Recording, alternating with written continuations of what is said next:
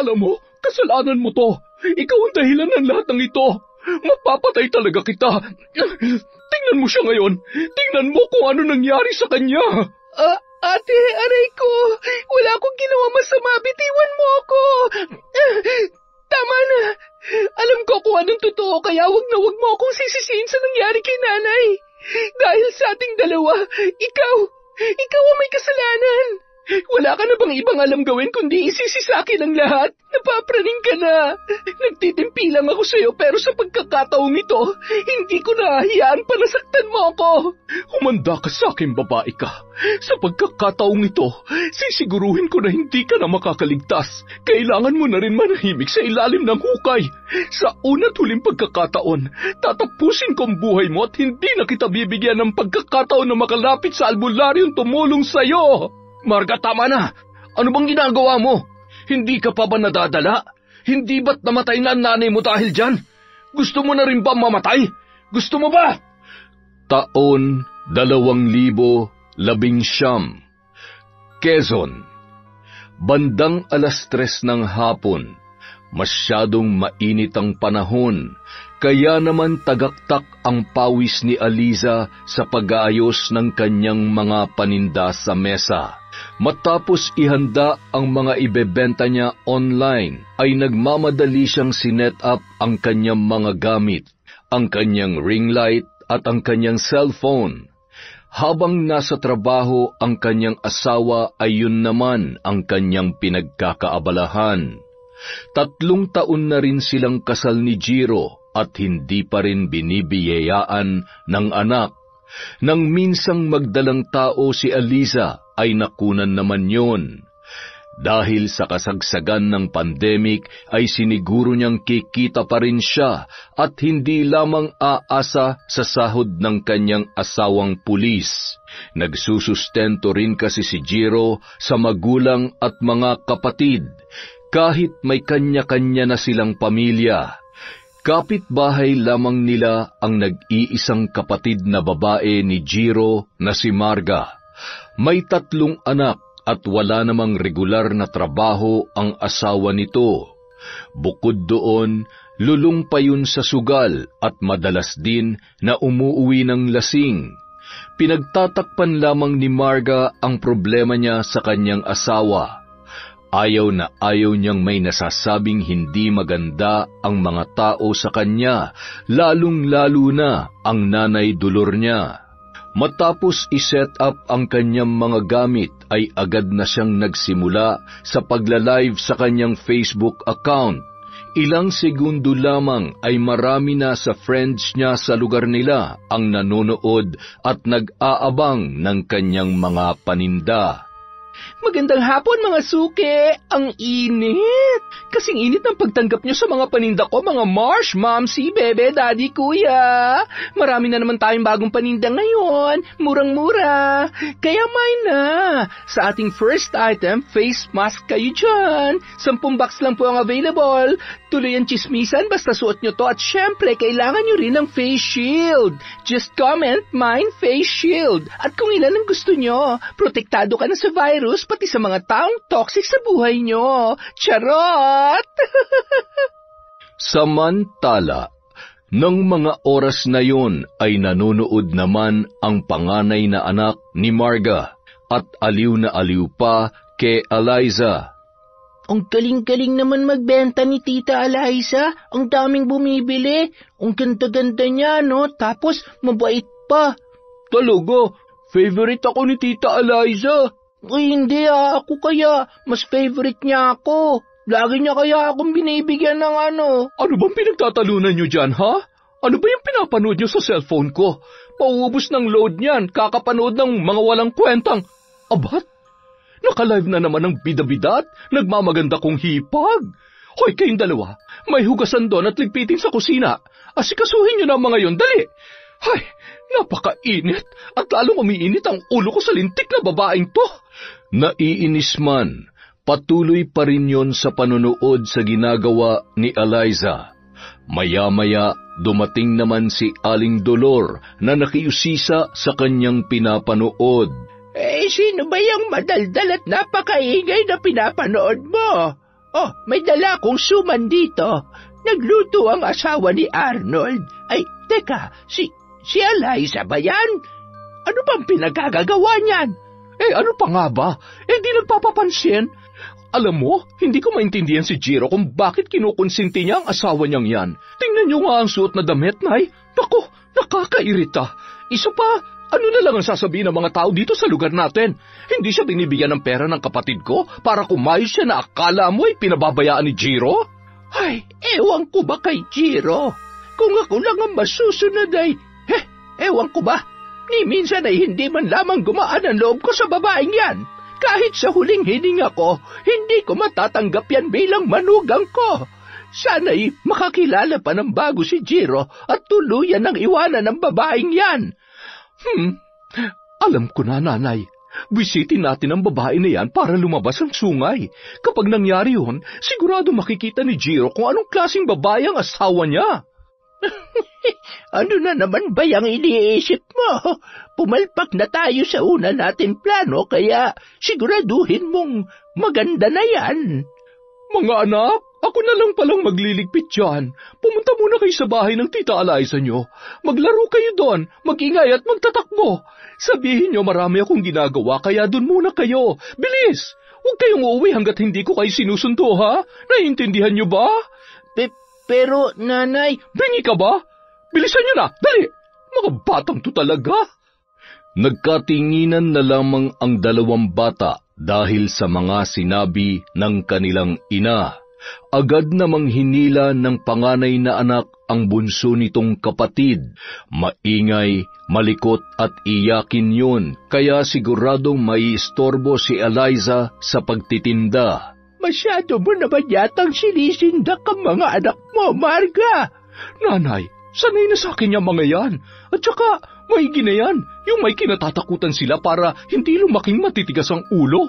At baka matulad pa kay Jiro na hindi man lamang nakikinig sa atin. Ay naku, sinabi mo pa. Pagdating sa asawa niya ay parang bulag at bingi. Nay, tingnan mo. Nandun na yung mga bata. Hala, sige. Guluhin yun, lintik na babaeng yan. Patingin nga ako. Samantala, Naku, nandito ang napaka-cute kong mga pamangkin. Ay siya, mamayang gabi na lang po ulit. 8:00 ng gabi. Maraming salamat, miners.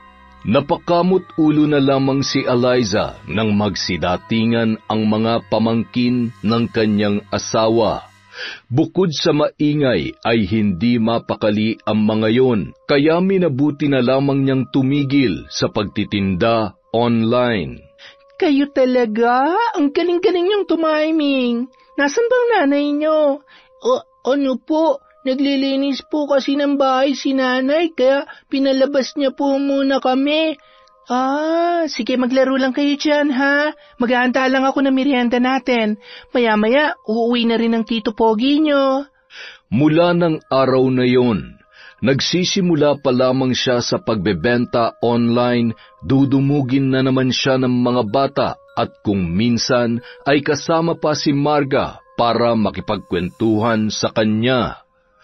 Isang dapit hapon, sinundo na ni Marga ang mga anak niya na kunwari katatapos lamang maglaba. Eliza, nandyan pa ba yung mga bata? Nandito pa, ate. Nandyan ang nanay niyo. Ay, ito talagang mga batang to, nawiwili na sa kakapabalik-balik dito. Ay, naiistorbo na yata ang Tita Eliza nyo. Pasensya ka na, Eliza, ha? Masyado nang napalapit ang loob sa ng mga anak ko. Okay lang naman po, ate. Nilipat ko na nga ang pag-online selling ko sa gabi at nagkakagulo kami. Ay nako, pasensya ka na. Ang dami ko kasing ginagawa sa bahay kaya... Okay lang po, ate. Wala namang problema sa akin. Nag-e-enjoy naman ako kapag nandito ang mga bata. Ay, siya nga pala, ate. Ikaw, ayaw mo bang subukan na kumita sa pagla-live selling? May mga kakilala naman akong supplier, kaya kung sakali, pwede naman po kitang tulungan. Naku, wala akong alam sa ganyan. Ang totoo, natutuwa ako kapag nakikita kitang nagla-live selling Hindi ko kaya yan. Baka naman langawin lang ang mga paninda ko at wala namang bumili at saka baka Hindi ako payagan ni Waldo. Sapat naman yung kinikita niya para sa aming mag-anak. Ay, sige po ate, pero kung gusto nyo sabihin nyo lamang po sa akin. Pwede ko po kayong turuan. Ano lang naman to ate.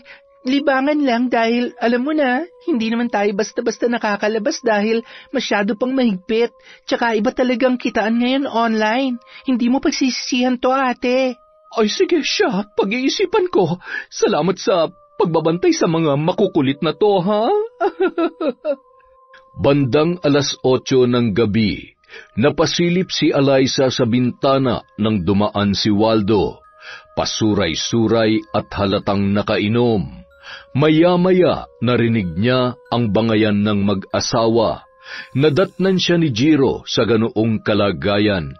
Han, anong ginagawa mo dyan? Wala. Pasensya na, Han. Marites na marites ako sa part na to eh. Kamusta ka? Kagagaling lang dito ng mga bata. Mukhang ginawa ka na namang yaya ni ate ah. Okay lang. Masaya naman ako kapag nandito sila. Ay, pero sana magka-baby na rin tayo. Pero habang wala pa, magpapakabisi na muna ako sa pag-online selling. Ikaw talaga? Basta huwag ka masyadong magpapakapagod at mag-iingat ka sa pagde-deliver, ha? Huwag din sa malalayo. Delikado. At syempre, ayaw kong magkakasakit ang maganda kong online seller. Opo, huwag ka mag-alala. Lagi kong aalagaan ang sarili ko para hindi ka nag-aalala sa akin. Ay, kaya ikaw, ingatan mo rin yung sarili mo, Han, ha? Hindi kita binibigyan ng karapatan na magkasakit.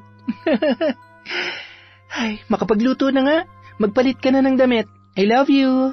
Samantala. Ma! Uy! Linis ng bahay natin ah. Nakaluto ka na ba? Pambihira. Lasing ka na naman. At saka, ano nakaluto na? Anong lulutuin ko wala ka namang iniwan na pambili ng ulam kanina? Ay, huwag mong sabihin na ipinang-inom mo na naman yung kinita mo ngayong araw. Tatamaan ka na talaga sa akin. Ay, nagagalit na naman ang misis ko. Makahiga na nga lang muna at nahihilo ako. Hoy, abat, anong ipapaulam ko sa mga anak mo? Bumangon ka dyan, Waldo! Lintik na ito!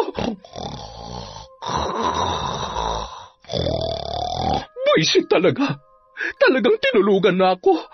Ayaw mong bumangon, ha? Buisit, lagi ka na lamang ganyan.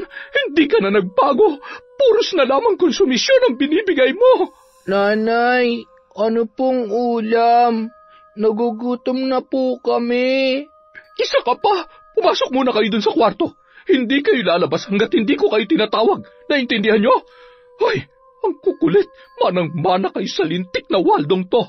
Umanda ka talaga sa akin pagkising mo. Ubus na ang pasensya ko sa iyong lintik ka. Hinablot na lamang ni Marga ang kanyang pitaka.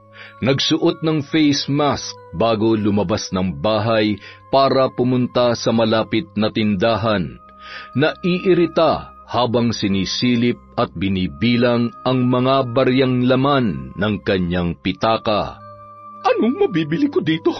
Ay, bahala na nga. Habang naglalakad, eksakto namang lumabas ng pinto si Jiro. Ate, saan ka pupunta? At bakit parang hindi maipintay ang mukha mo? May problema ba? Wala. Ano ka ba naman? Okay lang naman ako. Nag-aalala lang ako sa Kuya Waldo mo. Siguro napagod sa trabaho kaya umuwi ng masama ang pakiramdam. Ayun, hindi makabangon dahil sa masakit ang katawan. Ay, kung kailan naman kailangan ko ng pera, tsaka naman siya nagkasakit. Ganun ba? Heto, pwede na ba yan?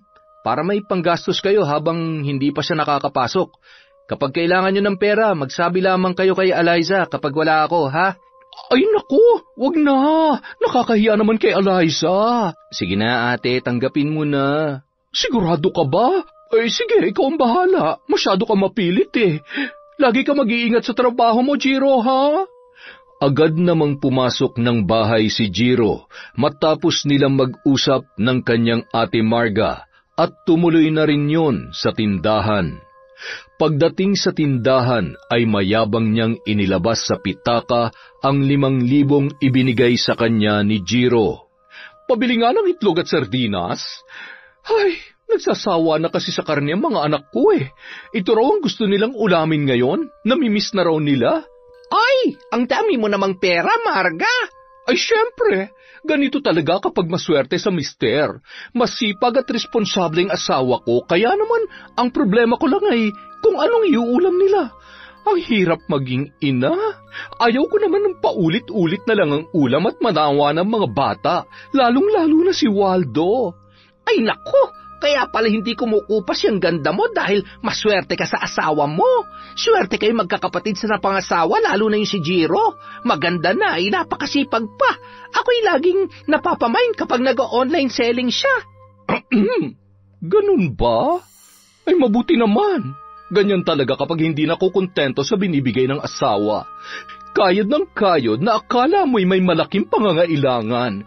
Akin na nga yung binili ko at yung sukle. Pagsamahan mo na rin ng konting bilis.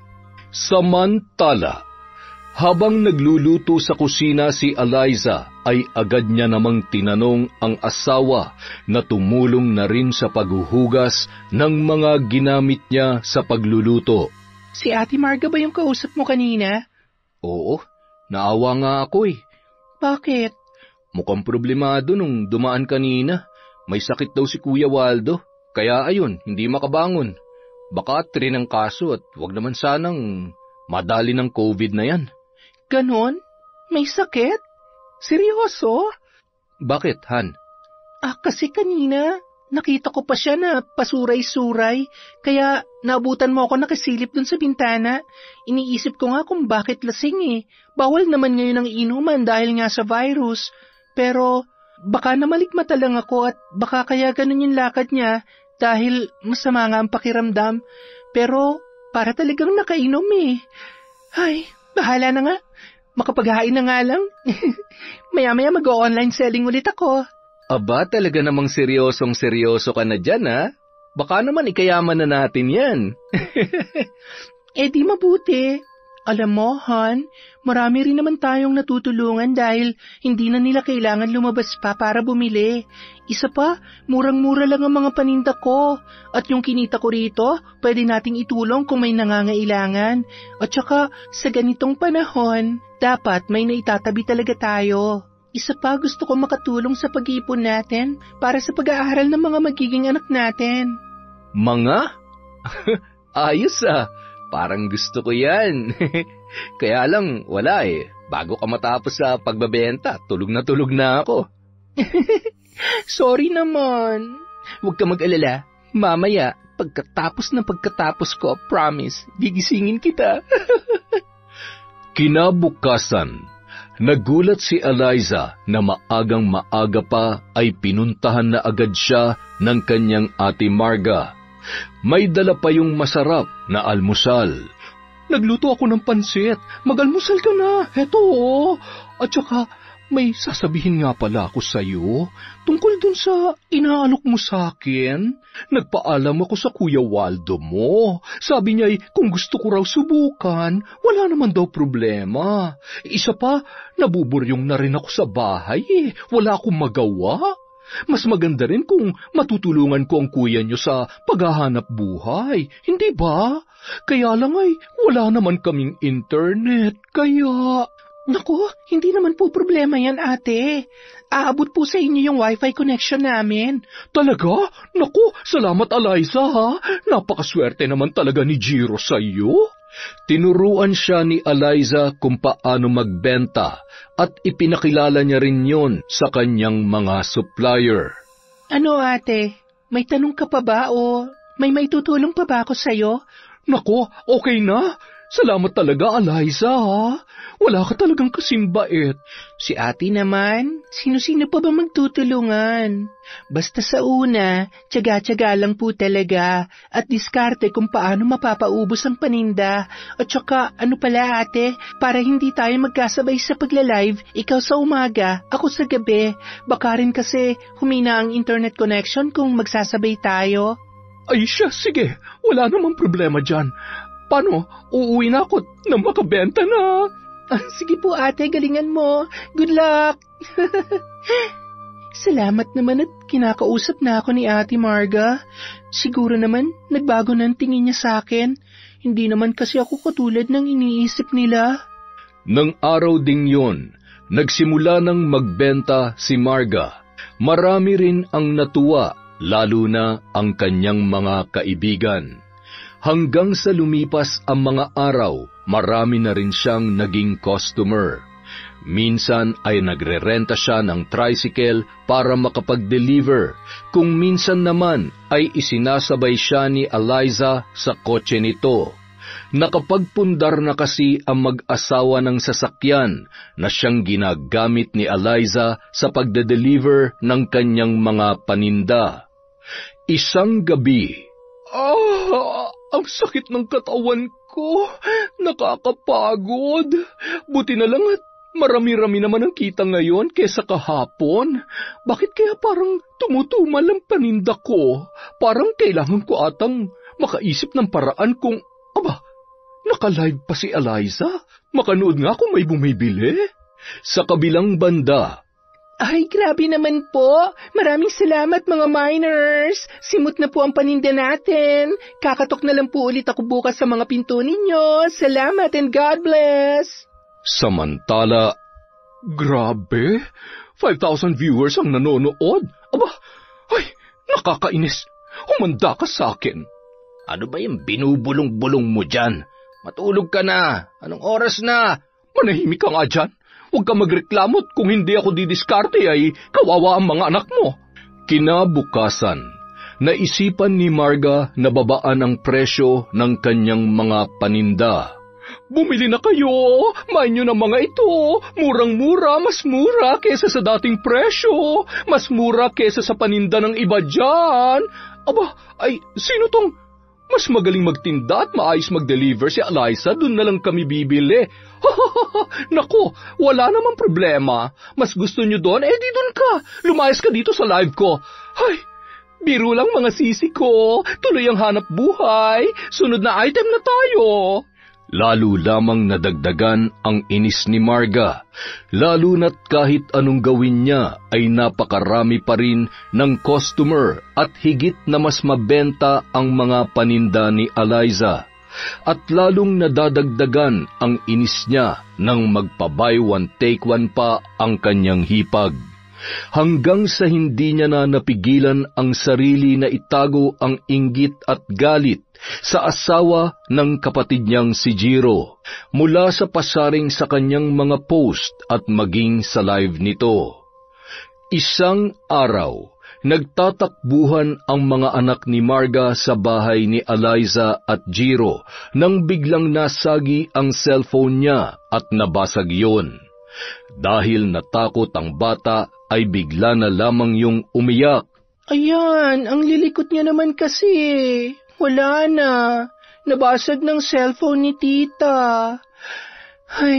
Huwag na kayong umiyak. Umupo muna kayo at baka... Lalo pang lumakas ang iyak ng bata, kaya naman napatakbo si Marga para usisain kung ano ang nangyayari.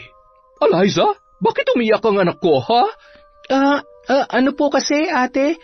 Nabasag niya kasi yung cellphone ko. Tapos, sinaktan mo ang anak ko dahil sa cellphone na yan, ha? Pinag-iinitan mo ba ang anak ko? Makakatikim ka talaga sa akin, babae ka. Halika nga dito. Ate, bitiwan niyo po ako. Hindi ko sinaktan ang anak mo. Aray! Nanay, tama na po. Umuwi kayo dun sa bahay. Bilis, kakalbuhin ko lang muna ang babaeng ito. Pinupuno mo na talaga ako. Sabi na, bitawan mo ako. Talagang lumalaban ka pa? Bakit hindi? Hindi ko sinaktan ng mga bata. Bakit ko gagawin yon? Ang kitid naman ang utak mo, ate. Hindi naman pwedeng hayaan na lang kitang manakit.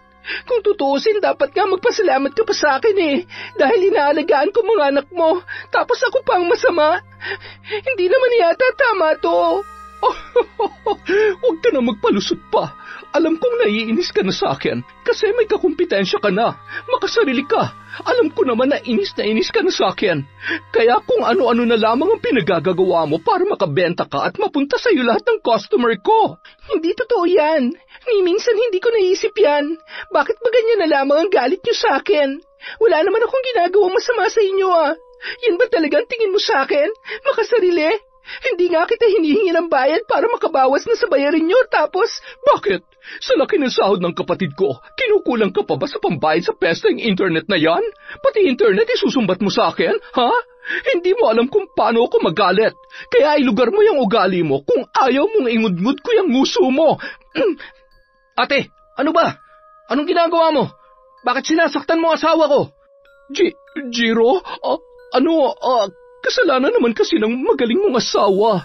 Sinaktan niya na nga yung pamangkin mo, tapos ang lakas pa ng loob na sumbatan ako. Kausapin mo yan, dahil sa susunod baka kung ano pa magawa ko sa kanya. Hindi magagawa ni Eliza yan, ate. Kilala ko siya, at mahal na mahal niya mga pamangkin ko. Isa pa, gusto ko lang din ipaalala sa iyo na ito na ang una't huling beses na masasaktan mong asawa ko.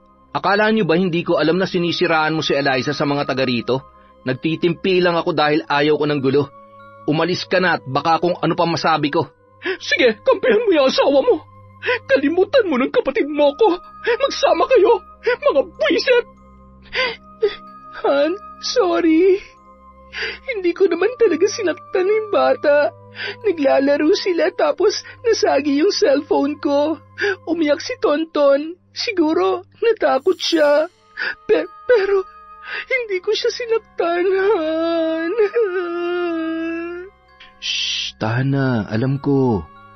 Pasensya ka na kay ate, ha? Nasaktan ka ba ng sobra? May masakit ba sa'yo? Okay lang ako. Ayaw ko lang ng ganito dahil sa walang kakwenta-kwentang bagay ay magkakasira kayo. Hindi ko alam kung anong nagawa kong mali at galit na galit siya sa akin. Siguro nga, para wala na lamang gulo, itigil ko na lamang ang... Teka, bakit ikaw mag-a-adjust para sa kanya? Ituloy mo lang yung ginagawa mo.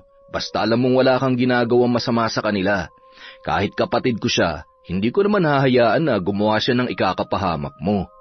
Mahigpit na yakap na lamang ang itinugon ni Eliza sa kanyang asawa.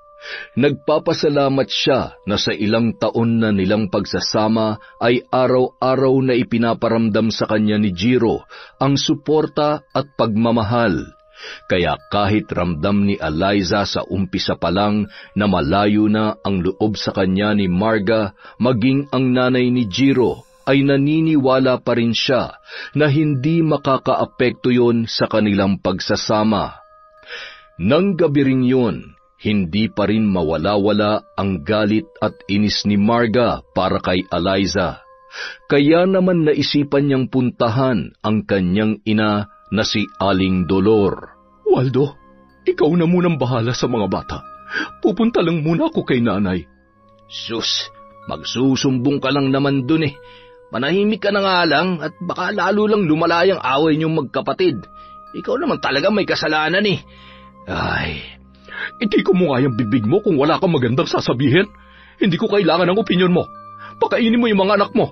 Huwag mo nang dagdagan pa ang init ng ulo ko. Ay. Tinahak niya ang madilim na kalsada kahit na may kalayuan yon mula sa kanilang bahay. Nang makarating ay sarado na ang kabahayan. Natitiyak niyang tulog na ang matanda. Nay! Nay! Buksan niyo tong pinto! Nay! Marga? Anak, ikaw ba yan? Sandali lamang.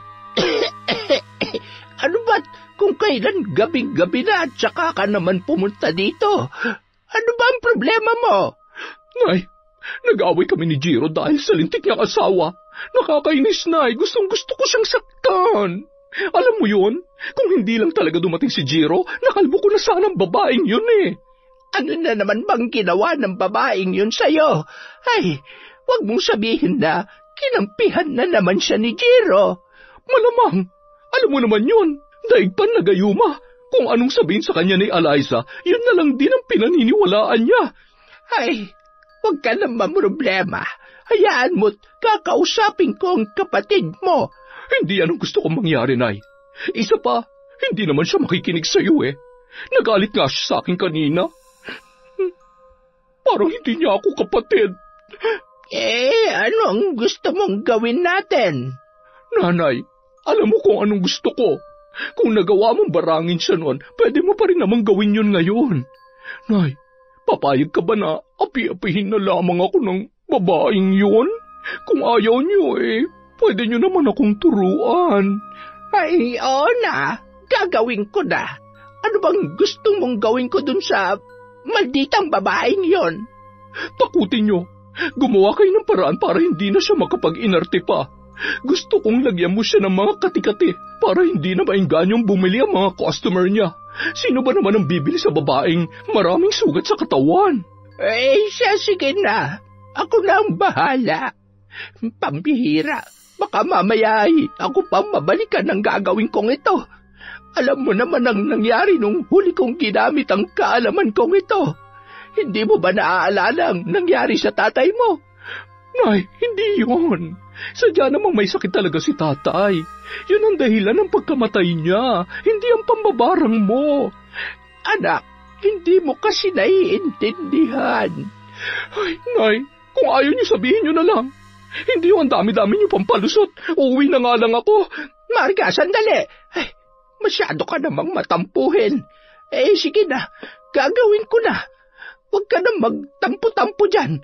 Ako nang bahala sa kanya. Salamat, Nanay. Sige po, uuwi na ako. Hindi na ako makapaghintay na maparusahan ang babae na yun. Lintik siya sa buhay ko. Sige na, umuwi ka na't gabi na. Nako, asikasuhin mo na ang mga apo ko. Nakangising umalis si Marga na parabang nabunutan ng tinik ng mga oras na yon. Nang makarating sa bahay ay patapos nang kumain ang kanyang asawa at mga anak. Oh, wala nang ulam? Malay ba namin kung uuwi ka na? Akala ko doon ka na makikihapunan kay Nanay Dolor Ay, anong iuulam ko ngayon? Pambihira naman. Ano, ako pa magliligpit niyan? Ako pa bang paghuhugasin mo ng mga pinagkainan ninyo? Eto na, huhugasan ko na. Ay, lagi na lamang mainit ang ulo mo. Pagbubukas ba kita ng sardinas? Gusto mo ba? Ay, ako na. Maghugas ka na lang dyan at baka... nakakairita. Ay, huwag ka nang magalit. Magtatrabaho na ulit ako. Ay, wag!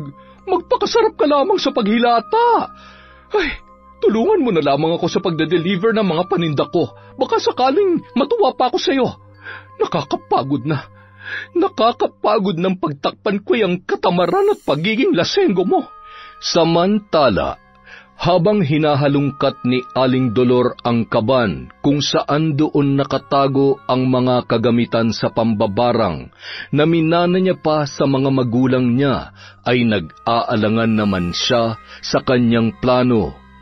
Gayunpaman, nasisiguro niyang magagalit si Marga sa oras na hindi niya sundin ang kagustuhan noon. Bagamat nag-iisang babae, si Marga talaga ang paborito niyang anak sa lahat. Sinimulan ni Aling Dolor sa pagsindi ng kandila. Hinipan niya ang may katamtamang laki ng itim na aklat. Napakarami kasing alikabok.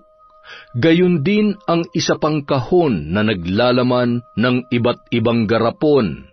Mayroon ding isang bagay na nakahulmang tao.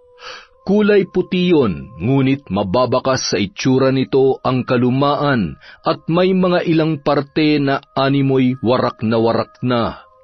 Kapansin-pansin din ang isang bilog na bagay kung saan nakatusok ang iba't ibang karayom.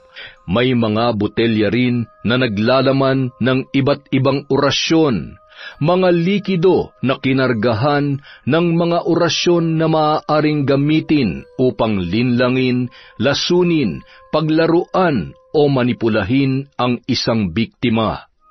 Napangisi siya nang maalaala ang mga araw na matyaga siyang tinuturuan ng kanyang ina kung paano gagamitin ang mga nakasulat sa aklat at mabisang paraan ng pambabarang.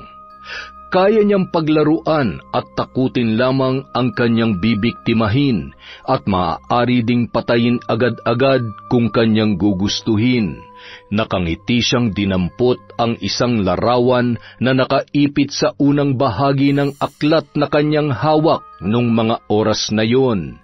Napakaganda mong babae pero ewan ko ba, wala man lamang akong maramdamang kahit kaunting amor para sa'yo. Tutal, kahit ano namang gawin ko mula pa noon, ay hindi ko kayo mapaghiwalay ng anak ko. Di sige, sa pangalawang pagkakataon, dito ko na lamang idadaan ang pagkayamot ko sa'yo. Isa pa, ayaw na ayaw ko sa lahat ay ang madedehado si Marga. Dahil sa'yo, lalo lamang napapalayo ang loob sa amin ni Jiro. Kung dati nagawa kong ilaglag ang batang nasa sinapupunan mo, ngayong gabi naman, hindi kita patutulugin. Gamit ang karayom na ito, paulit-ulit kong tutusukin ang manikang ito. Maninikip ang dibdib mo, na parang sinasakal at nalulunod. At bukas makalawa, ikakalat kong kati-kati at sugat sa buo mong katawan, Eliza. Pandidirihan at katatakutan ka, pati na rin ng sarili mong asawa. Paulit-ulit noon na binibigkas ang pangalan ni Eliza, matapos bigkasin ang mga kahindik-hindik na mga salita. Kasalukuyan namang nakahiga noon ang babae na nagpasya munang magpahinga ng gabing yon sa pagla-live selling. Sandali pa lamang siyang nakapikit nang biglang narinig niya ang isang boses. Napabalikwas siya na parang takot na takot. Han, ano nangyari sa'yo? Ikaw ba yung bumubulong sa tenga ko? Ha? Bakit ko namang gagawin yun? Han naman, kakahiga lang natin na naginip ka na agad. Hindi ako nananaginip. Sigurado kong may tumatawag sa pangalan ko. Rinig na rinig ko kaya hindi ako pwede magkamali. Han, tinatakot mo lang ang sarili mo. Humiga ka na dito sa braso ko. Matulog na tayo.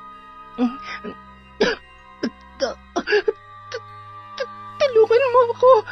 Han, ano ba talaga nangyayari sa'yo? May sumasakal sa akin. Han, wala. Ikaw lang naman na nakahawak dyan sa leeg mo. Kaya ka nasasakal. Ayos ka lang ba? Sigurado ka bang hindi ka nabago kanina? Hindi ako nabago. Bakit pa ayaw mo maniwala sa akin?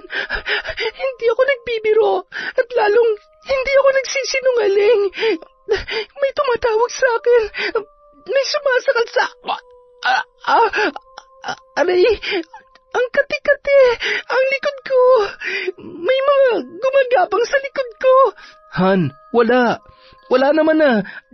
Jiro, natatakot ako. Ano ba nangyayari sa akin? Mahigpit na lamang naniyakap ni Jiro ang kanyang asawa. Gusto niya sanang dalhin sa ospital yun, ngunit mariin namang tumanggi si Eliza, lalo na't alam nila kung gaano kadelikado na mahawa ng mga pasyente na may virus. Binigyan na lamang yon ng tubig at isinuot sa asawa ang isang rosaryo hanggang sa tuluyang kumalma at nakatulog na yon. Kinaumagahan, maagang umalis si Jiro para mag-file ng emergency leave para sa kanyang asawa. Halos hindi rin yun nakatulog sa pagbabantay at pag-aalala sa kanyang misis na si Eliza. Bandang 9:00 na ng umaga nang makabalik yun sa bahay at papasok pa lamang siya sa loob nang dumating ang kanyang nanay Dolor. Bakit nandito ka? Hindi ka ba pumasok?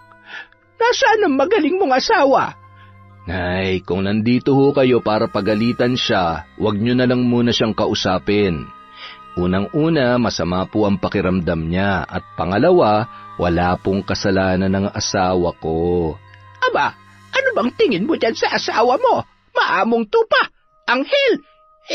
Talaga bang kaya mong makipagpatigasan sa amin ang ate mo para lamang kay Eliza? Talaga bang wala ka ng ibang alam kundi ang protektahan siya. Nay, ako na lang ang meron siya. Wala na siyang mga magulang at ako responsibilidad ko na protektahan at alagaan ang sarili kong asawa. Alam ko naman mula umpisa pa ayaw niyo na sa kanya. At hindi ko man maintindihan kung bakit, kilala ko ang asawa ko. Mabuti siyang tao at sa kabila ng lahat ng mga sinasabi niyong di maganda, bago at matapos man kaming maikasal, tiniis niya kasi mahal niya ako. Sana kahit konting respeto naman sa asawa ko, Nay. Pasensya na kayo, pero wala po ako nakikitang mali na siyang pinili kong makasama sa buhay. Nung panahon na walang-wala ako, siya lang ang nandyan para sa akin. Sige na, makakaalis na kayo. Tandaan mo ang araw na to. Kalimutan mo ng nanay mo ako. Pasasaan ba't darating ang araw na kakailanganin mo rin ako? Magsama kayo ng lintik na asawa mo. Nagngingit-ngit sa galit na umalis si Aling Dolor at dumiretso sa bahay ng kanyang anak na si Marga. Nay, bakit kayo umiiyak? Ano nangyari? Tubig? Gusto niyo ba ng tubig? Agad namang kumuha ng tubig at uminom ang matanda. Ang lakas ng loob ni Jiro na sagot-sagutin ako. Bakit? Dahil may maayos siyang trabaho ngayon. Kung sa bagay, wala nga naman akong ambag sa pagpapaaral sa kanya. Tingnan lang natin kung kaya niyang pagalingin ang asawa niya kahit may pampagamot pa siya. Alam mo, tama ka. Kasalanan ni Eliza ang lahat ng ito. Tuluyan niya ng nilason ang utak ni Jiro. Bisit na babaeng yon. Humanda siya sa akin. Humanda siya. Sabi ko naman sa inyo, Nay. Ay, huwag kayong mag-alala. Talikuran na kayo ng lahat ng inyong anak. Basta ako't si Waldo, nandito lamang kami para sa'yo. Kaya naman natin kumayod na hindi umaasa sa kanya. Ipalamon niya lahat ng sinasahod niya sa nabubulok niya ng asawa. Isa sa mga araw na ito, susukuan niya rin ang babaeng kanyang pinakamamahal. Wala naman siyang ibang mapupuntahan at mahihingan ng tulong kundi tayo lamang. Ipinapangako ko na pagsisisihan niya na pinili niya ang babaeng yon kesa sa atin na sarili niyang dugo at pamilya. Lola, nagagalit po kayo kina tita at tito Jiro. Mababait po sila, lalo na po si tita Eliza. Mahal na mahal at inaalagaan niya po kami, kaya... Tonton, ano ang sabi ko sa iyo kanina? Maghugas po. Anong ginagawa mo dito? Sinabi ko ba na sumabat ka sa usapan namin ng lola mo? Gusto mo bang tahiin ko yung matabil mong... Shhh! Huwag mo nang pagalitan. Sige na po, maghugas ka na. Huwag mong hahayaang pumunta ang mga bata doon. Hayaan mong lamunin sila ng lungkot at kamalasan sa loob ng kanilang pamamahay. Habang nag-uusap ang mag-ina, narinig pa nila ang pagsigaw ni Eliza mula sa kabilang bahay. Nagkatinginan sina Aling Dolor at Marga na nababatid na kung ano ang nangyayari nung mga oras na yon. Wala pa yan sa ipaparanas ko sa'yo. Humanda ka dahil hindi ako titigil hanggang sa sumuko na ang anak ko. Mapapagod at iiwanan ka rin niya. Sa kabilang banda, nang marinig ni Jiro ang sigaw ng kanyang asawa mula sa kusina ay nagmamadalinong pinuntahan si Eliza sa kwarto nito. Ang sakit!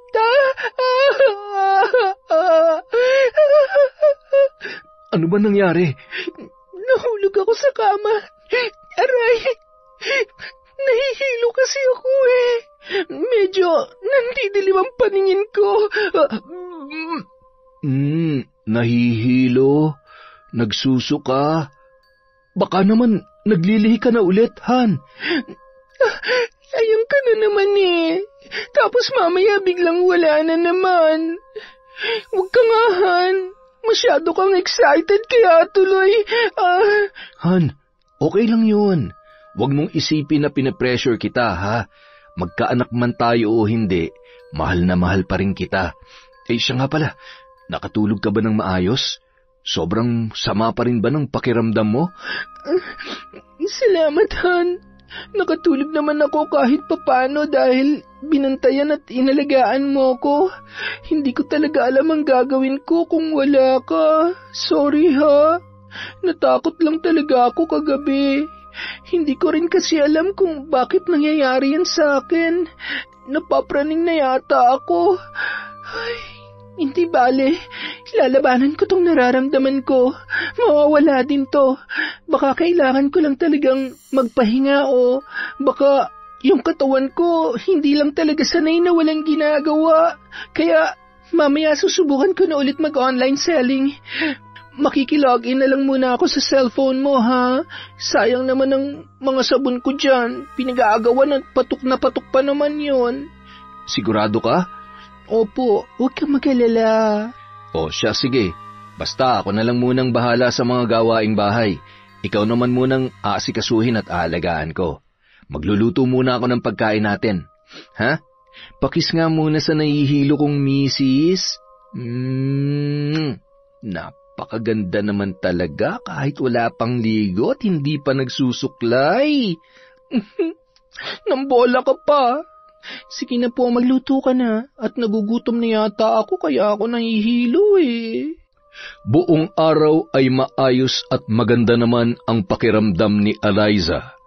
Ngunit may mangilan-ngilan ng pantal sa kanyang likod at hindi niya naman gaanong pinansin yun, lalo na't hindi naman nangangati nung mga oras na yun. Bandang 8:00 ng gabi, nakatapos ng maghapunan ang mag-asawa, tinulungan pa siya ni Jiro sa pagse-set up ng kanyang mga gagamitin at pag-aayos ng online niyang sabon at iba pang pampaganda. Hello mga mahal kong suki, miners! Namiss niyo ako, no? Mine na ba kayo? Ay, ano ba yan? Ay, sorry, nasamig lang po. Teka lang po, ha? Han, bakit parang... Itigil mo nga muna yan? Oh, ayan. Aray, ayan na naman. May mga gumagapang na naman. Ang kate. Alcohol, iabot mo sa akin ng alcohol, please. Nataranta na naman tuloy si Jiro nung mga oras na yon na hindi malaman kung paano tutulungan at pakakalmahin ang asawa. Napakaraming pantal at mga pigsa na tumubo sa buong katawan ng babae, partikular sa kanyang likod, muka at maging sa kanyang ulo.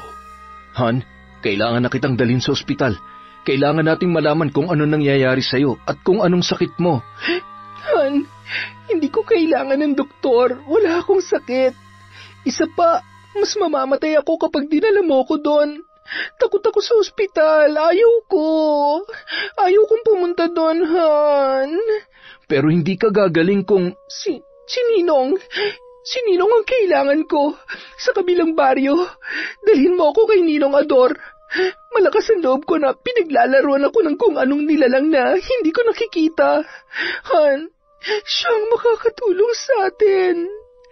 Paalis na lamang ang dalawa nang biglang tumakbo papuntang banyo si Eliza. Sumukayo ng dugo at putik na may mga bulate. Dahil sa takot, tuluyan nang nawalan ng malay si Eliza. Han, gumising ka! Tulong! Tulungan niyo kami! Samantala, papalabas na sana si Waldo nang marinig ang paghingi ng tulong ni Jiro. Ngunit agad naman yung pinigilan ng kanyang asawang si Marga. Sige, subukan mo lang na lumabas sa pintong yan at tulungan sila. Pupulutin mo mga damit mo sa kalsada. Marga, sobra ka naman. Kapatid mo yung nangangailangan ng tulong. Baka mamaya kung ano nang nangyayari sa kanila. Wala ka bang konsensya? Gusto mo matikman kung gaano ko kawalang konsensya? Gusto mo silang tulungan? Sige, labas na! Bilisan mo! Hindi na. Matutulong na nga lang ako. Di ko alam kung bakit Waldong pangalan ko eh. Dapat Andres eh. May sinasabi ka ba dyan? Wala. Sabi ko matulog na tayo. Samantala, dahil alanganing oras at hindi maganda ang lagay ni Eliza, nakisuyo na muna si Jiro sa kanyang kapitbahay na sunduin ang albularyo sa kabilang kanto. Sumang-ayon naman ang lalaki at ilang sandali lamang ay dumating na yon sa kanilang bahay. Isinuot noon ang kwintas ng San Benito kay Eliza at tinawas upang malaman kung ano ang nangyayari sa babae. Isang malakas na alagad ng kadiliman na nagpapahirap sa iyong asawa. Kawawa naman siya. Kapag hindi ka nakagawa ng paraan, baka kung ano pang masama ang gawin niya sa asawa mo. Ano pong ibig niyong sabihin? Mayroong mga nilalang dito sa lupa na sumasamba at nagpapaalipin sa itim na kapangyarihan. Nambibiktima sila ng mga taong katulad ni Eliza. Maaaring galit, inggit, o napaglalaruan lamang. Hindi natin alam kung ano ang dahilan, pero ang pinakamadaling paraan ay makahanap ng mas magaling na albularyo na makakatulong sa inyo na labanan ng mambabarang na posibleng may gawa nito sa kanya. Ay sus Mariosep, sabi mo nga ay pangalawang gabi pa lamang na nagkakaganito siya. Sa tingin mo, mabubuhay pa kaya siya sa susunod na mga araw kung ganyan ang kalagayan niya? Pansamantala lamang nakaginhawahan ng mararamdaman niya ngayon. Bukas sa muling pagsapit ng dilim, siguradong may panibago na namang balak ang mambabarang na may gawa niyan. Napakabait ho ng asawa ko, at saka wala naman siyang kaaway. Sigurado ka? Baka naman karibal. Pulis ka, pogi at siguradong marami kang... Tatang naman, loyal ho ako sa asawa ko. Wala po akong ibang karelasyon. Siya, pasasan ba't malalaman din natin kung sino may gawa nito? Basta humanap ka ng albularyo na kayang tapatan at pasukuin ang hayop na mambabarang na yan. Sa kabilang baryo, si Ador, magaling yon. Pupunta na nga po sana kami doon, kaya lang nawalan siya ng malay. Bukas na bukas din po ay didiretso kami doon. Natatakot po ako at hindi ko po kakayanin kung may mangyayaring masama sa asawa ko. Huwag ka mag-alala. Maawain ng Diyos. Hindi niya pababayaan ang asawa mo. Kinabukasan, habang nagwawalis sa labas ng bahay, napansin ni Marga ang papaalis na sina Jiro at Eliza. Dahan-dahan na naglalakad papunta sa sasakyan nila at nakatungo ang ulo ni Eliza sa balikat ng kanyang asawa. Mapapansin ang panghihina at malubha niyang kalagayan.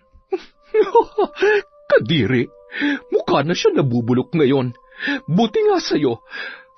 Sigurado, dadalhin niya yan sa ospital. Sa hina ng katawan niya, matutuluyan yan kapag dinapuan pa ng virus. Bye-bye, Eliza. Rest in peace. Habang nagwawalis, ay bigla namang dumating si Aling Dolor sa bahay ni Marga at masayang-masaya naman niyang nadatnan ang kanyang anak. Mukhang ang saya-saya mo yata, anak. Oo naman, Nay. Bukod sa nasaki na mga customer ni Eliza, mataas ang kita, maraming pera. Tapos, may good news pa, Nay. Nakita ko kanina sina Eliza at Jiro. Siguradong pupunta na yun sa ospital. Kahit saan pa mang pribadong ospital o kahit sino pang mahusay na doktor, hindi na siya mapapagaling. Ay, pasasaan ba? At kapag natuluyan ang babaeng yon, babalik at babalik na sa atin si Jiro. Tama, at higit sa lahat, hindi niya maaaring malaman na may kinalaman tayo sa nangyayari sa asawa niya. Paano kung dalhin nila sa albularyo yon? Hindi ba? Paano kung maisip nila na, kasasabi mo lamang, hindi ba? Sabi mo dadalhin sa ospital, tapos ngayon, biglang... Ang sakit naman nun, Nay. Malay ko ba? Natural, may pera sila eh. Di sa ospital yun. Halos kalahating oras din ang biyahe ng mag-asawa dahil pasikot-sikot na daan at nasa liblib na bahagi ang bahay ni Mang Ador. Kilala bilang isang albularyo. Ninong yon sa binyag ni Eliza, kaya nasisiguro na mag-asawa na yun mismo ang makakatulong sa kanilang problema. Tao po! Tao po! May mga bisita yata ako Sandali lang. Ninong? Oh, Eliza, anak, ikaw ba yan? Ano nangyari sa'yo? Mano po, Ninong? Ako nga po ito. Ninong, tulungan niyo po ako. Hindi ko po alam kung anong nangyayari sa akin. Si Jiro po pala, asawa ko. Ay, tumuloy kayo. Dito. Umupo kayo. Kailan pa ito? Pangatlong araw na po ngayon. Mambabarang ang may gawa nito. Ay, Diyos ko. Napakaraming sugat at may mga lamang. Grabe. Demonyo at wala siyang awa. Kung sino man yon, lintik lang ang walang ganti. Isang pagkakamali na ikaw ang biniktima niya. Huwag kayo matakot. Kayang-kaya kong pagalingin si Eliza. At higit sa lahat, ibabalik ko doble at triple sa mambabarang na yon ang ginawa niya sa'yo. Pati na rin sa may masamang loob na may pakananan lahat ng ito. Hindi ko po alam kung anong ginawa kong mali para mangyari sa akin to. Wala naman po akong sinasagasaang tao, pero bakit? Ganun talaga. Kung minsan, gumawa ka man ng tama sa mata ng mga taong may lihim na galit sa iyo, wala silang ibang makikita kundi ang pagkakamali mo. Kung minsan naman, may mga taong sadyang makitid ang utak at nagpapatalo sa inggit sa kanilang puso. Hayaan mo, hindi naman magtatagumpay ang mga taong tulad nila. Sandali lamang at kukunin ko mga gamit ko sa panggagamot. May idinikit si Mang Ador na medalyon sa noo ng babae. Dikit na dikit yon at napapaaray naman si Eliza. Tila ba nag-iiba-iba ang kanyang boses. Okay lang po ba siya? Han, ayos ka lang ba? Okay lang siya. Huwag ka mag-alala. Hawakan mo ang balikat niya habang inuusal ko ang orasyon. At nag-usal na nga ang matanda ng kakaibang salita na tanging siya lamang ang nakakaunawa. Lahat ng sumpa at sakit na nasa loob ng katawan ng babaeng ito ay ibinabalik ko sa iyo at sa lahat ng may masamang loob na dahilan ng lahat ng ito. Rebulatar Dominus!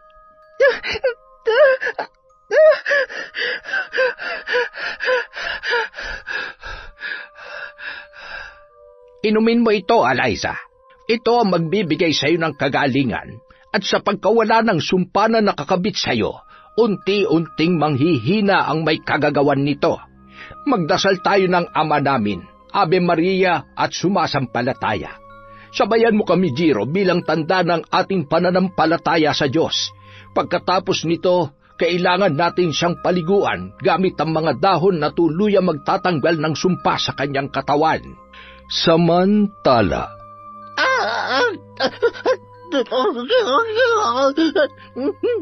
Didilimang. Nay, ano pong nangyayari sa inyo? Nay, tulong! Waldo, tulungan mo ako! Nanay, ano nangyayari sa iyo? Ano ba naman? Teka, ano nangyari?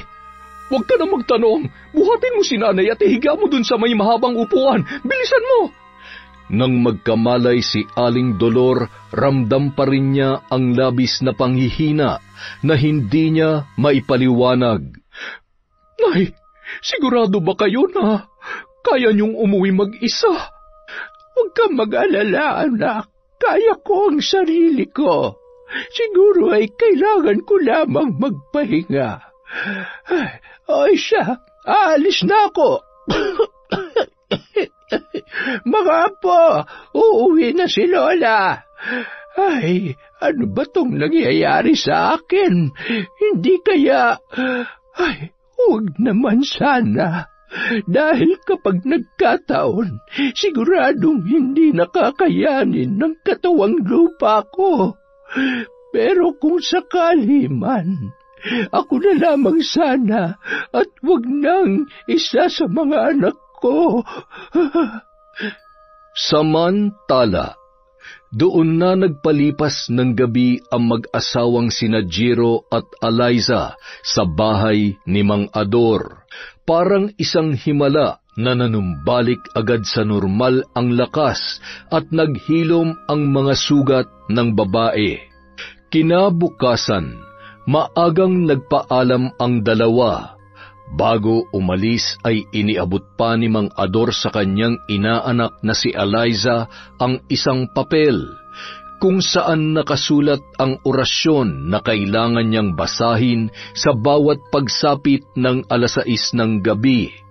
Pagkatapos ay isinuot niya rin ang isang kwintas na nagtataglay ng mutya na magbibigay proteksyon kung sakaling may magtangkang muli sa kanyang buhay. Mahigpit na yumakap ang babae sa kanyang ninong at mangyak-ngiyak na nagpasalamat. Maraming salamat po, Ninong. Niligtas niyo po ang buhay ko. Ay, walang anuman, anak. Sige na, mag-iingat kayo. Jiro, huwag mong pababayaan ang inaanak ko, ha?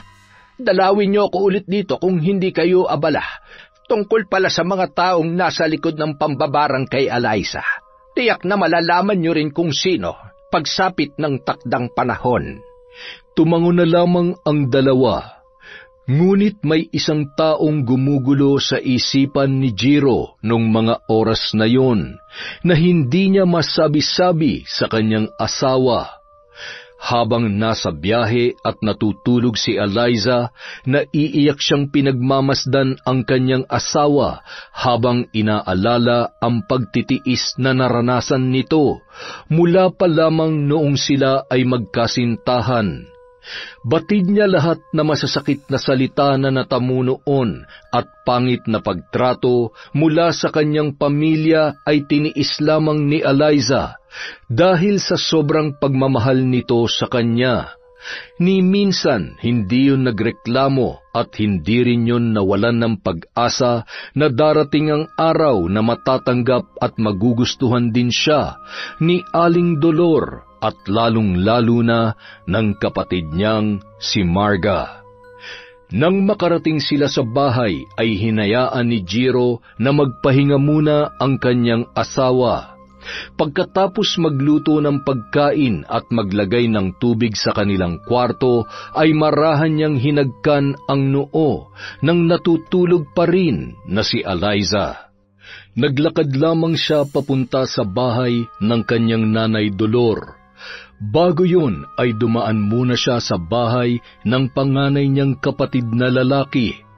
Matapos magkumustahan ay nagpaalam na rin siya at pumunta sa bahay ng kanyang ina. Nay! Nay! Nay, papasok na po ako! Tumungo siya sa may kusina, ngunit hindi naman niya yon nakita. Kaya naman nagmamadali siyang pumunta sa kwarto ng kanyang nanay. Nakaligpit ang kama at maging ang mga kumot at unan. Naisipan niyang pumunta sa isa pang kwarto at doon ay nakita niya ang nanghihina niyang ina habang yakap-yakap ang isang aklat. Umiiyak yun at namimilipit sa sakit. Kapansin-pansin ang mga sugat noon sa kanyang katawan. Nay, ano nangyari sa inyo? Anong ibig sabihin nito? Kayo ba? Kayo ba ng barang kay Eliza? Magsalita kayo, sumagot kayo, Nay. Patawarin mo ko, anak. Patawad sa ginawa ko sa asawa mo. Nagpadala lamang ako sa sobrang inis ko sa kanya. Sana'y mapatawad niya ako sa nag-awa ko. Patawarin niya sana ako, anak. Hindi ko naman ipinipilit sa inyo kung ayaw nyo talaga siya. Pero yung barangin nyo siya, nay sobra na yun. Tingnan nyo, anong nangyari sa inyo? Paano na kayo ngayon? Paano kung kayo mawala dahil sa sarili nyong kagagawan?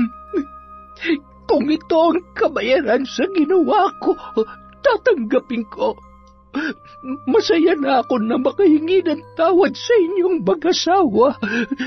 Gusto ko siyang makausap. Gusto kong humingi ng tawad kay Eliza. Mahigit 1 buwan na ganoon ang kalagayan ni Aling Dolor, kaya naman tulong-tulong sila sa pag-aalaga, lalo na't mayat-mayang kailangan linisan ang kanyang mga sugat.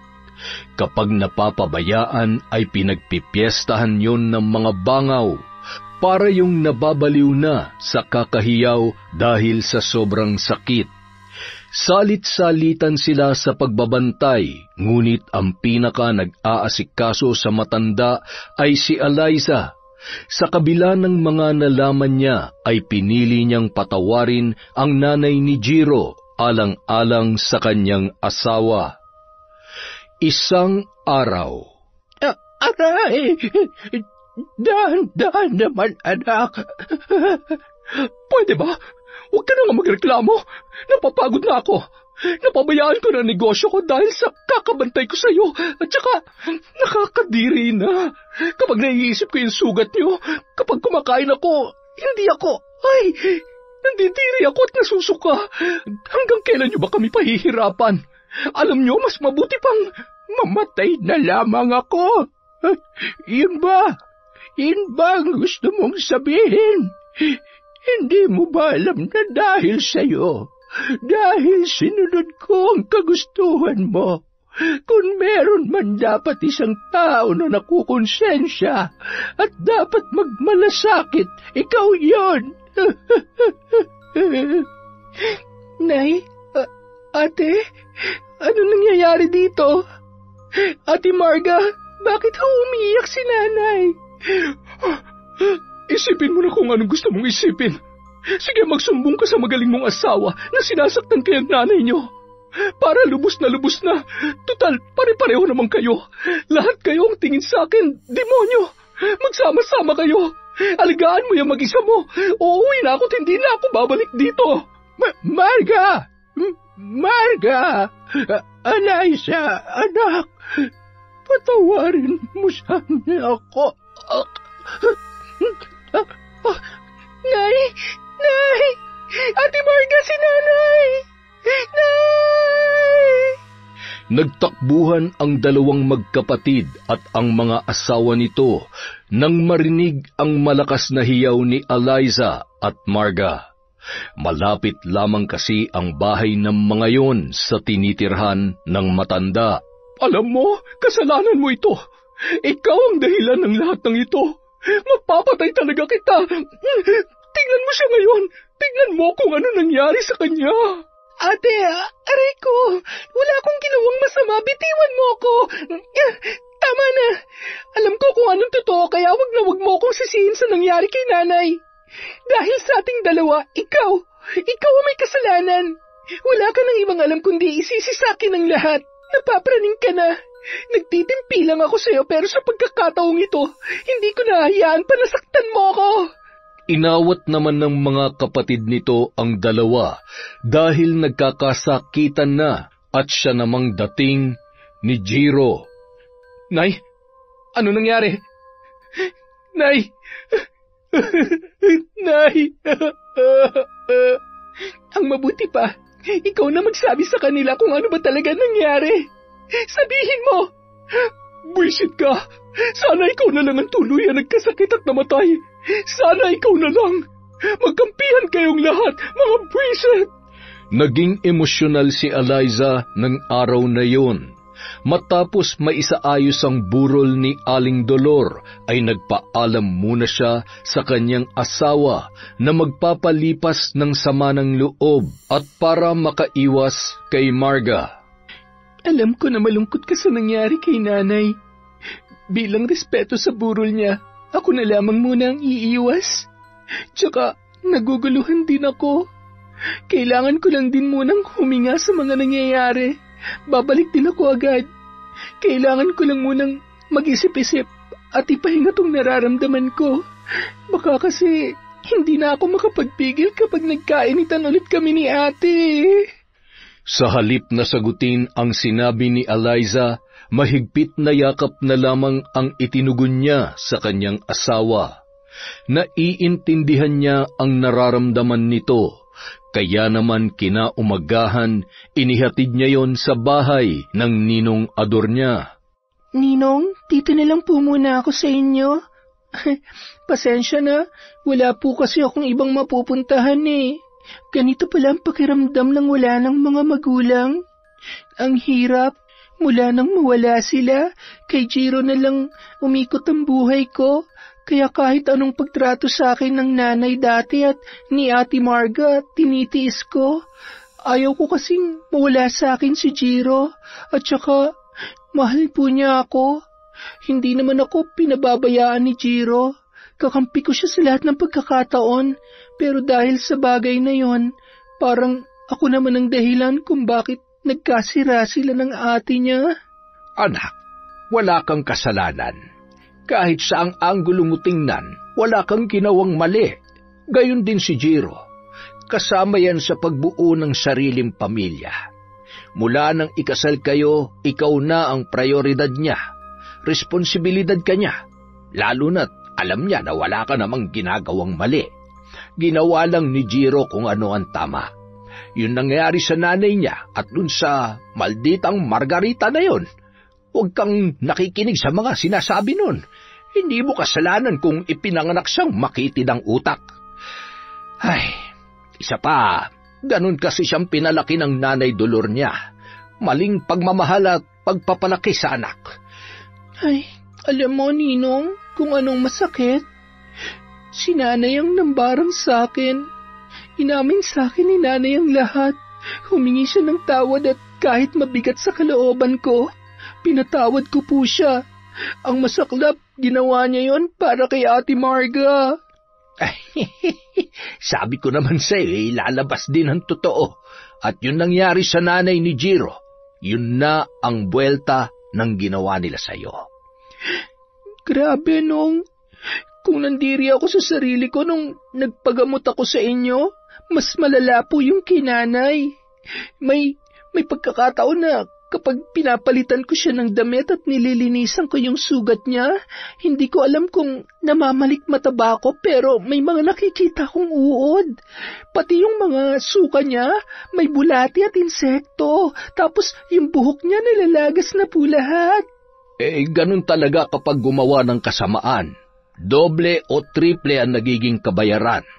Basta hanggat patuloy mong dinarasal yung binigay ko sa'yo at suot mo ang kwintas na yan, hinding-hindi natatalab pa ang sumpa kahit sino pang magaling na mambabarang ang utusan ni Marga. Alam mo, dapat hindi yung mismong nanay niya ang tinamaan ng sumpa pabalik eh. Dapat si Marga. Baka sakaling bumait. May mga anak po si Ate Marga. Kung sakaling sa kanya nangyari yon, kawawa naman po ang mga bata. Ay, ewan ko ba, sa kabila ng mga nangyari, mukhang malabo na talagang magbago pa siya. Ay, naku, Ninong.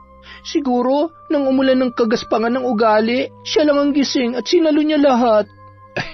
Halika, tuturuan kita ng iba pang orasyon na alam ko, para kung sakali man na kailanganin mo, ay alam mo na kung papaano po protektahan ng sarili mo. Makalipas ang 1 linggo, matapos mailibing si Aling Dolor, sinundo na rin ni Jiro ang kanyang asawa sa bahay ng ninong nito.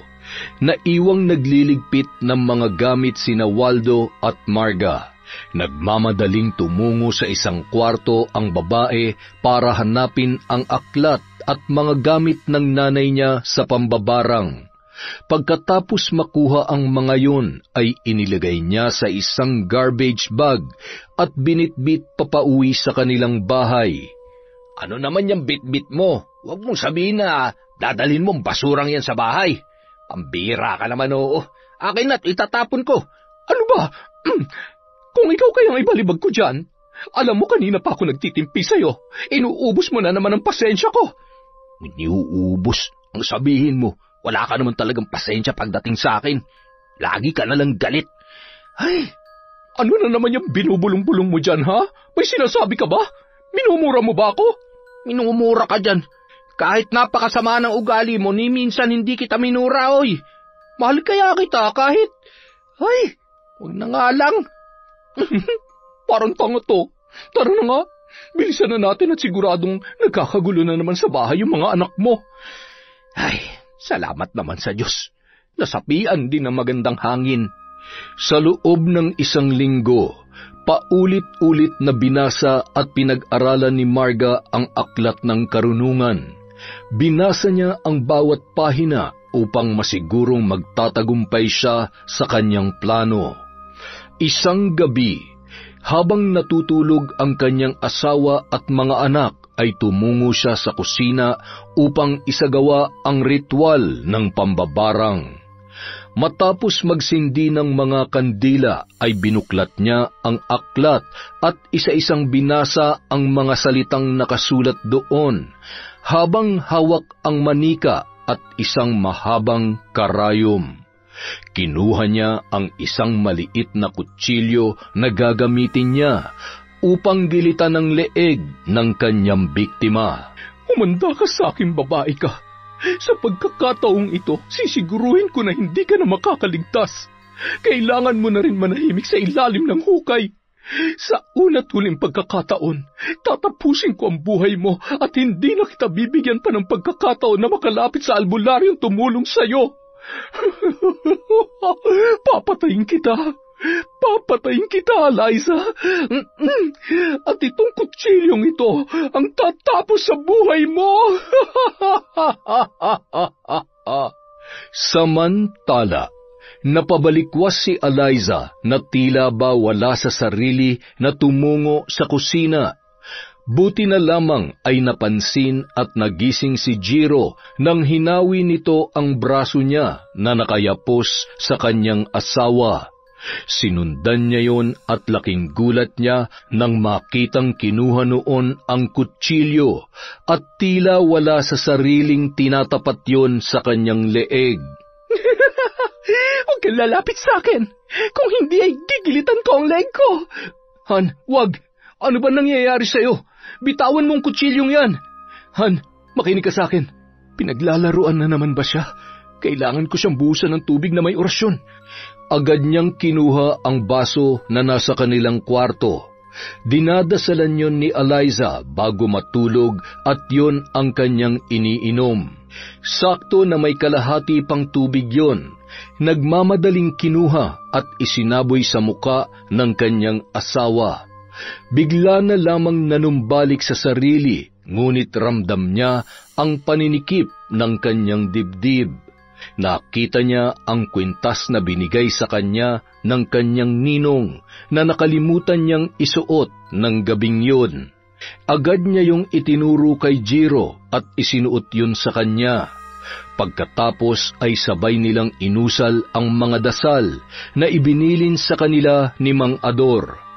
Nang manumbalik sa normal ang kanyang lakas, ay mahigpit niyang niyakap ang kanyang asawa at sabay na napahagulgol ang dalawa. Tahan na. Ligtas ka na. Mahal na mahal kita. Bakit nangyayari sa akin to? May nambabarang na naman ba sa akin? Mula ngayon kahit anong mangyari, wag na wag mong huhubarin ang kwintas mo. Naintindihan mo? Pinapakaba mo ko eh. Sobrang nag-alala ako sa iyo. Samantala, hindi pwede to. Dapat mamatay siya. Dapat mamatay ka na. Marga, tama na. Ano bang ginagawa mo? Mambabarang ka? Babarangin mo na naman si Eliza? Hindi ka pa ba nadadala? Hindi ba't namatay na nanay mo dahil dyan? Gusto mo na rin ba mamatay? Gusto mo ba? Pwede ba? Huwag mo akong sinisigawan. Wala kang alam. Bobo ka. Kaya kung wala kang magandang sasabihin, manahimik ka. Huwag mo akong pakikialaman kung ayaw mong ikaw ang barangin ko. Hindi ko lubos akalain na aabot ka sa ganyan. Tanggap ko naman kung ganyang kababa ang tingin mo sa akin. Pero yung kasamaan mo, yung ginagawa mo, hindi na makatao yan. Nababaliw ka na. Narinig mo ako? Nababaliw ka na. Hindi ako ang baliw. Hindi ako baliw. Bahala ka sa buhay mo. Ang dapat sa'yo mabuhay mag-isa dahil walang magtatagal dyan sa ugali mo. Wala ka ng ibang inisip kundi ang sarili mo. Ngayon, Mabuhay ka mag-isa mo. Iiwan ka na namin ng mga anak mo. Sige, umalis ka at isama mo yung mga anak mo. Wala akong pakialam dahil mga pabigat lang kayo sa buhay ko. Ang yabang mo. Tingnan ko lang kung hindi mamatay sa gutom yung mga anak mo. Oo, lasenggero ako at tarantado. Pero kaya ko magbago at pinipilit kong kumayod para sa mga anak ko. Tandaan mo yan. Di baling hindi ko sila kayang buhayin sa karangyaan, pero hindi ko hayaan na lumaki at mamulat sila sa kasamaan. Mga anak, halina kayo. Aalis tayo. Dun muna tayo sa lola nyo. Bilis na! Mga anak, sandali. Iiwan niyo ba ako? Iiwan niyo ba talaga si nanay? Sasama po kami kay tatay. Ayaw namin sa'yo, bad ka. Lagi mo kaming pinapalo at inuutusan gumawa ng masama. Tatay, tayo na po. Mga buwisit, sige lumayas kayo. Hindi ko kayo kailangan.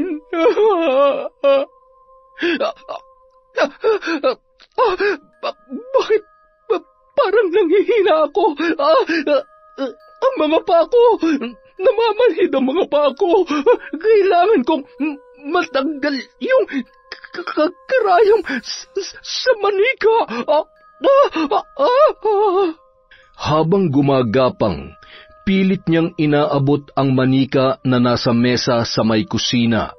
Matapos niyang tanggalin ang karayom ay nakatayo naman ang babae. Nakita niya na lamang ang dugo na tumutulo sa iba't ibang parte ng kanyang katawan. Napakarami niyang sugat sa braso na animoy sinaksak.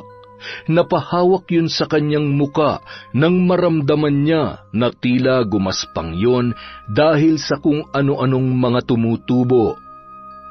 Hindi! Hindi ito maaari! Hindi pwede mangyari sa akin to! Aray!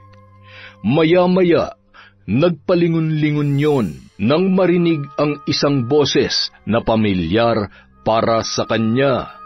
Anak! Anak ko, tama na. Itigil mo na ito. Sumama ka na lamang sa akin. Huwag ka lalapit sa akin. Patay ka na. Hindi ako sasama sa iyo.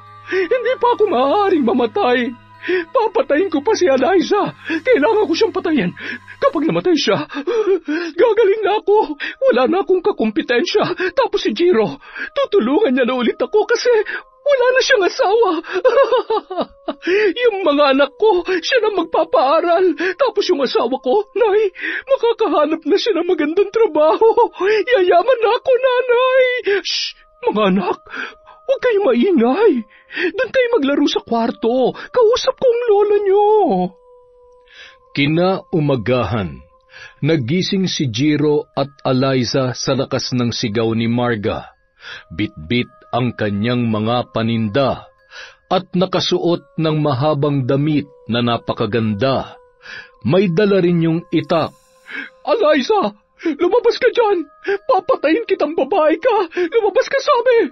Yung mga anak ko, tinago mo na naman! Kinuha mo ng kapatid ko, pati anak ko, ninakaw mo rin! Inggitera ka! Mas maganda ako sa'yo! Mas marami na akong customer ngayon! Han, anong nangyayari kay ate? Bakit nagkakaganyan siya? Ang dami niya sugat na parang... Siya nga! Hindi kaya ginamit niya yung aklat ni nanay para barangin ako? Ay, Diyos ko! Ano ba naman at kailangan pang umabot sa ganito? Yung mga bata, baka mapahamak yung mga bata. Hindi tayo maaaring lumabas. Mukhang tuluyan ng nasiraan ng bait si ate. Kailangan niya ng medical na atensyon. Mukhang naapektuhan ng pag-iisip niya. Ay, sandali lang. May tatawagan lang ako para masundo siya. Habang may kausap si Jiro sa cellphone, ay tumawag naman kay Eliza si Waldo para ipaalam ang nangyari. Dinala sa mental hospital si Marga. Pagkatapos ay bumalik naman sa bahay nila si Waldo at ang mga bata. Ipinagpatuloy ni Eliza ang online selling para matulungan ang mga anak ni Marga at Waldo. Siya na ang nagde-deliver ng mga order at buwanan siyang sinasahuran ni Eliza para makaipon. Madalas din nung binibisita ang kanyang asawa. Sa kasamaang palad ay hindi na yon nakakakilala pa. Sino ka? Baliw ka, no? Ikaw talaga, hanggang ngayon talaga namang, oo na, kahit ginaganyan mo ko, mahal na mahal pa rin kita at baliw na baliw pa rin ako sa'yo. Ay, sana gumaling ka na. Alam mo, hinahanap ka na ng mga bata. Malalaki na sila at nasa maayos ng kalagayan. Magpagaling ka na, ha? Wala akong sakit. Ikaw magpagaling. Inom ka ng gamot. Patulog ka doon. Baka mamaya magwala ka na naman. Tingnan mo yun, oh. Ikukulong ka nila doon. Wala ka. Dahil sa mga nangyari, sina Eliza at Jiro na ang naging pangalawang magulang ng mga bata, ang nag-aalaga at nagpapaaral sa mga yun. Makalipas ang 2 taon. Yung mga baon nyo, ilalagay ko na dito sa bag nyo, ha? Mag-aaral na mabuti at huwag makukulit. Kiss muna sa tita. Ang papango naman. Pag-uwi, amoy araw. Naku. Sakay na kayo sa sasakyan. Dahan-dahan at baka may madapa, ha? Ang laki na ng mga anak natin, ha? Oo nga nakakatuwa. Ilang taon pa. Makikipagsabayan na rin tong baby natin sa tiyan ko. Sumisipa-sipa na nga oh. Gusto na rin yata mag-aral. Salamat, Han, ha? Salamat sa pagmamahal mo sa pamilya ko. At lalong-lalo na sa akin. Mahal na mahal kita, Eliza. Mahal na mahal din kita, Jiro. Yon! Napakaganda na naman ng kwento natin. At dahil dyan, meron na naman tayong shout out! Simulan natin kay Michito from Yokohama, Japan. Hi din po kay Dina Mansera. Hi din kay Janine Mamon. Hello kay Jenny Baywo, kay Niempa May at kay Niza Rose. Hi kay Aldrich Ags, kay Ria Estander from Dores Estander. Hi kay Ryan Alba at Loreto Lagahino from Elidia Bobes. Hello po kay Mel Santarita, kay Josephine Delmo. Shout out sa Chong, Viñas, Fajardo, Atisado at Mirabel family from RV Chong. Hi kay Shobe TV from Capiz. Hi kay Sherlyn Gumanzing from Muscat, Oman. Kay Agnes at Edgardo Fontanilla from San Pablo City. Kay Siren Carmen from Masbate. Hi sa Galedo family from Cabuyao, Laguna.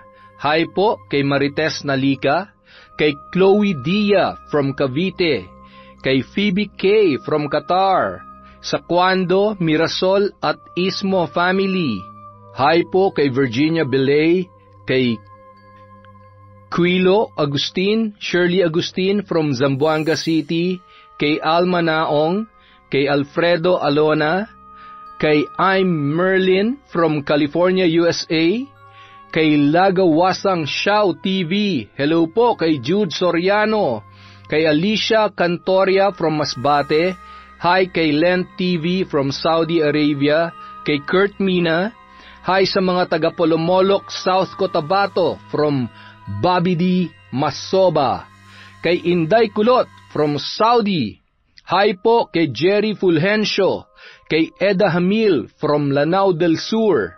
At syempre sa inyong lahat, maraming salamat po mula sa Kwentong Enteng.